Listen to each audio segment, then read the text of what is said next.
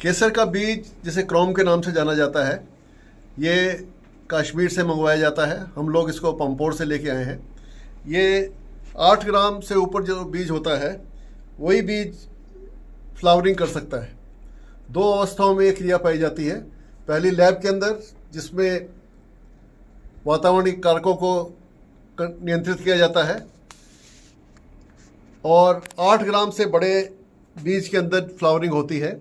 इसके लिए एक लैब तैयार करनी पड़ती है जिसमें तापमान नियंत्रण किया जाता है, प्रकाश नियंत्रण किया जाता है, कार्बन डाइऑक्साइड की मात्रा नियंत्रित की जाती है तथा आर्द्रता मेंटेन की जाती है।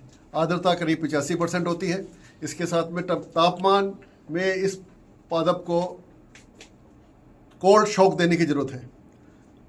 दिन का समय तापमान 17 डिग्री रखा जाता है और रात्रि के समय तापमान चिलर की सहायता से 10 डिग्री कर दिया जाता है, और जिसकी वजह से जैसे ही कोल्ड शॉक लगता है तो ये वातावरण कश्मीर के वातावरण जैसा हो जाता है, और उस वातावरण के अंदर इस प्लांट में से फूल निकलने शुरू हो जाते हैं। फूल निकलने के बाद में इनका हार्वेस्टिंग कर लिया जाता है, और रोज़ाना जब तक सब पूरे फूल नहीं निकलते तब तक यह क्रिया चलती रहती है। 2 विधियाँ इसके अंदर इस्तेमाल की जाती हैं। एक एरोफोनिक्स विधि है। इस एरोफोनिक्स विधि के अंदर सीधे बल्ब को या क्रोम को एक लकड़ी की प्लेट में या प्लास्टिक की प्लेट में रखा जाता है। नमी, तापमान और प्रकाश की सहायता से वातावरण को उसी हिसाब से बनाया जाता है और इसमें फूल निकल आते हैं।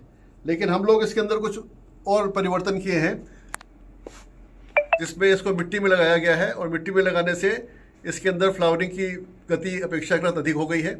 और यह एक चरण है जिसमें 12 घंटे हमें प्रकाश में रखना पड़ता है। एक निश्चित मात्रा का प्रकाश इसमें जाता है, और 12 घंटे अंधेरे में रखा जाता है।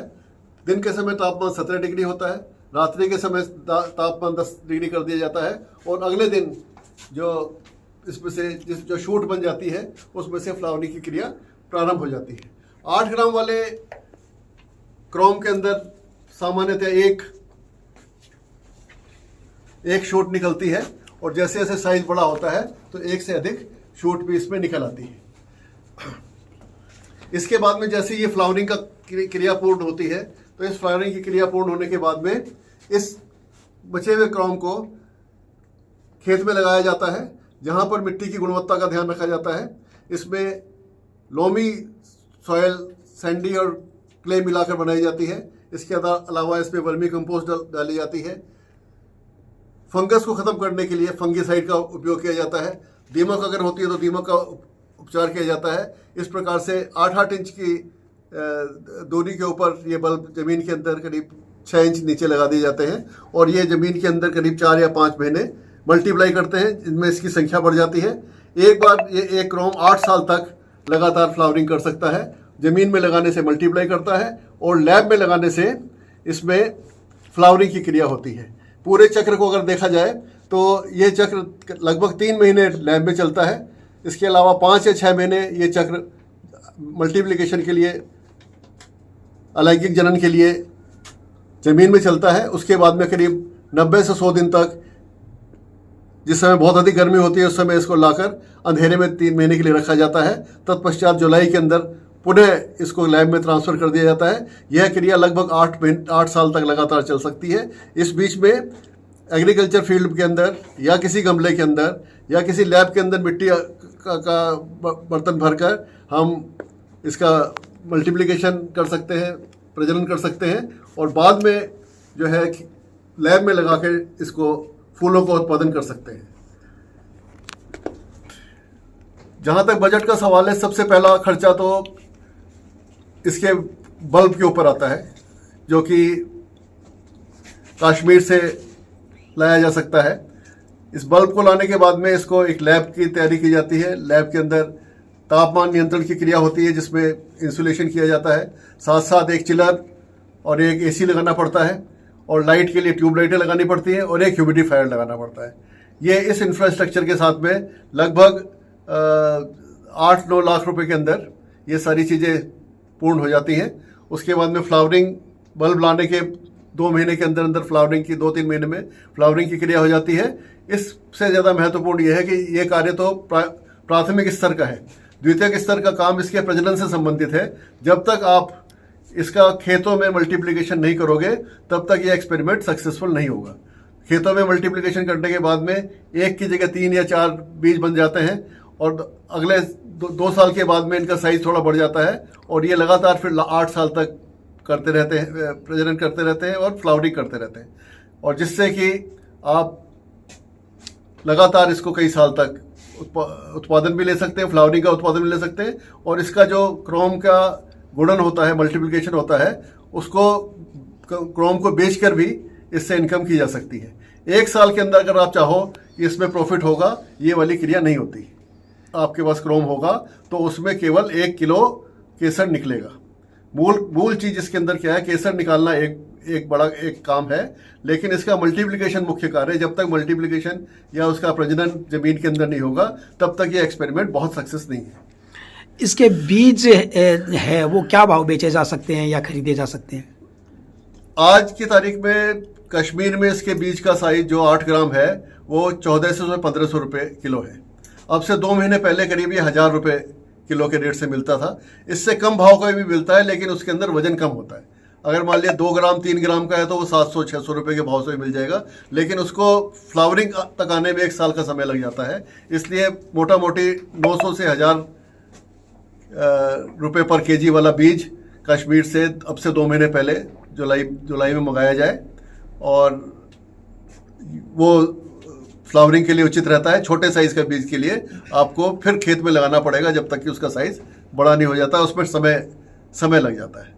तो इसलिए 1000 रुपये के हिसाब से बीज जुलाई के अंदर मिल जाता है, और अगर जैसे जैसे टाइम निकलता जाता है इसका बीज का रेट बढ़ता जाता है। ज़्यादातर फसल या पौधे होते हैं उनका बीज एक ही बार यूज होता है, तो क्या इसका जो बीज है वो बार बार यूज हो जाता है? इसका बीज लगभग 8 साल तक लगातार यूज होता है। 3 साल की अवस्था के अंदर ये बड़े साइज का हो जाता है, 7 से 8 ग्राम तक का, और उसके बाद में फ्लावरिंग की प्रक्रिया शुरू हो जाती है। फ्लावरिंग होने के बाद में खेत में डालने के बाद में फिर ये गुणन करता जाता है। जहाँ पर वातावरण ठंडा होता है, जैसे कश्मीर के अंदर या दूसरे स्थानों पर, वहाँ पर प्राकृतिक रूप से ही ये ज़मीन में भी रह के अपने आप गुणन भी करता जाता है और फ्लावरिंग भी करता जाता है। तो उसमें कोई अपनी तरफ से अधिक एफर्ट्स करने की आवश्यकता नहीं पड़ती। लेकिन जब इसको कश्मीर से बाहर लेके जाते हैं, किसी गर्म इलाके में ले जाते हैं, उस अवस्था में हमें समय समय पर ज़मीन से इसको निकालना भी पड़ता है। कहने का मतलब इसका बीज है वो एक दफ़े मतलब फूल देने के बाद में समाप्त नहीं होता है, रिसाइकिल उसका कई दफ़े, एक बीज कई दफ़े यूज आ सकता है। एक बीज कई दफ़े यूज आ सकता है, और ये वैज्ञानिक लैंग्वेज में ट्रिप्लॉइड है। ट्रिप्लॉइड के अंदर क्या 3x क्रोमोसोम इसके अंदर है, इसलिए इसका लैंगिक जनन संभव नहीं है। ये केवल ब्रीडिंग के द्वारा, मुकुलन के द्वारा ही प्रजनन कर सकता है। इसलिए उस मिकदार के अंदर इसकी गुणन नहीं होता है जो कि दूसरे प्लांट्स के अंदर, दूसरे जीवों के अंदर या दूसरे प्लांट्स के अंदर हो जाता है।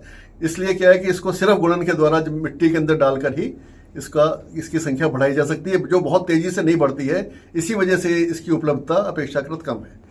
क्या राजस्थान के जो किसान है इसके अंदर अपना मतलब किस्मत आजमा सकते हैं, उनके लिए लाभकारी घोषित हो सकती है? लाभकारी घोषित हो सकती है, लेकिन उसके अंदर 1 साल के अंदर नहीं होगी। केवल फूलों से केसर निकालने से फायदा नहीं होगा। जब तक उसको जमीन में लगा के उसका पूरे साल भर उसकी व्यवस्था नहीं की जाएगी, तब तक ये फायदेमंद नहीं होगा। इस पूरे प्रक्रम के अंदर भी 3 से 4 साल का समय लगेगा, जबकि आप अपने बीजों की संख्या 2 तिगुनी या 4 गुनी कर पाएंगे। आज किसान है वो मतलब सक्षम तो हो ही रहे हैं, इसके अलावा नवाचार भी चाहते हैं, प्रशिक्षण भी चाहते हैं। तो क्या गांधी विद्या मंदिर है, लैब में खेती और जमीन पे खेती, दोनों का प्रशिक्षण देता है? गांधी विद्या मंदिर में दोनों का प्रशिक्षण दिया जा सकता है। हमने इसके ऊपर बहुत सारा रिसर्च का काम भी करा है, जो कि बाकी दूसरे स्थान पर शायद इतना नहीं हुआ है। इसमें किस तरह की मिट्टी होगी, उसके अंदर कौन कौन सी खाद डलेगी, कितनी मात्रा में डलेगी, कब डलेगी, खेत के अंदर भी मिट्टी की व्यवस्था जो है वो हमने करी है, जिससे कि हम एक ऐसा फार्मूला देंगे जिससे कि किसान जब अपने खेत में करे तो बिल्कुल उपयुक्त वही मिट्टी जो कि पुलवामा में पाई जाती है उससे मैच करी हुई मिट्टी अपन बना देते हैं। उस मिट्टी के अंदर ये आसानी से ग्रो कर जाता है।